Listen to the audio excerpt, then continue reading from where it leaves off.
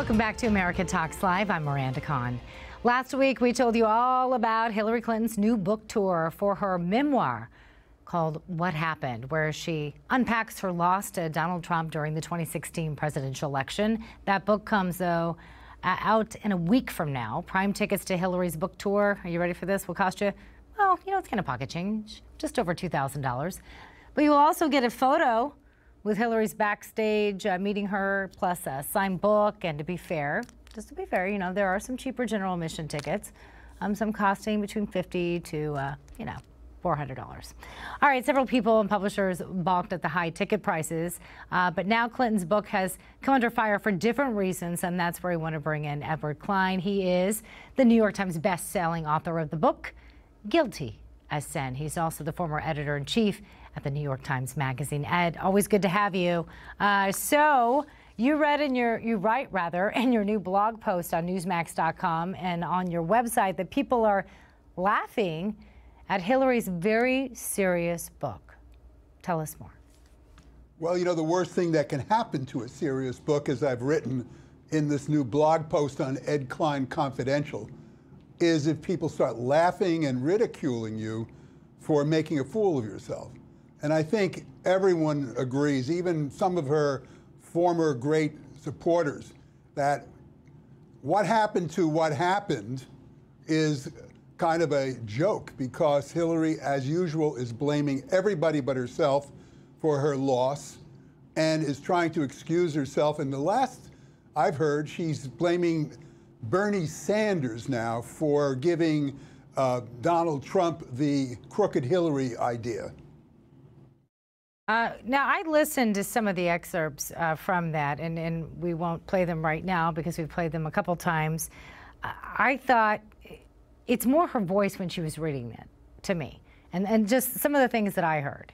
It just sounded like something, people kind of mocked her during the presidential campaign, kind of monotone, if you will. It didn't seem sincere. Were you hearing that from other people as well? Well, that's a very good point that actually I've not made enough in my books and in my blog, which is that, I've concentrated on Hillary being a kind of damp campaigner, somebody who doesn't really relate to her audience. But part of the problem is exactly what you just pointed out, Miranda, her voice. It's flat. It's flat, uninflected, doesn't have that sense of enthusiasm.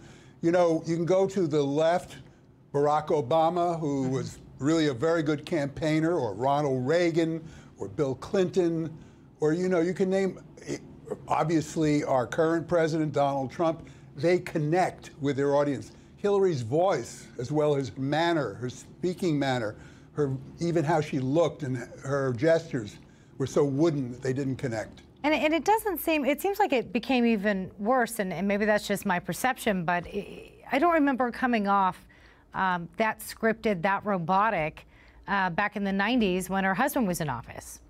It seems like she became more and more that way as time went on. That's a good point. I think when she was defending Bill, especially during the Monica Lewinsky scandal toward the end of his term, Hillary was full of fire and brimstone, Everybody was on her poor husband, and, it's unfair, and it's the right-wing conspiracy. So she was really all fired up.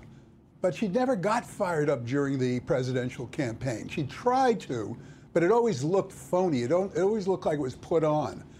So I'm curious, because a lot of Sanders... I'm sorry, go ahead. No, please, go ahead. No, I was going back to what you were saying about, her being even kind of critical of Bernie Sanders, placing the blame, if you will, on him for her loss, one of many things that she blames for her loss. I'm curious if any Bernie Sanders supporters or Bernie Sanders himself now have commented on her book. Well, yes, they have the last laugh in many, many ways, because in my view, this book tour is Hillary's last hurrah. She's going to go out on this tour. The book is not going to do very well. It's already slipping on Amazon, and when it's finally published a week from today, I don't think there's going to be enough sales to make up for that multi-million-dollar advance she got.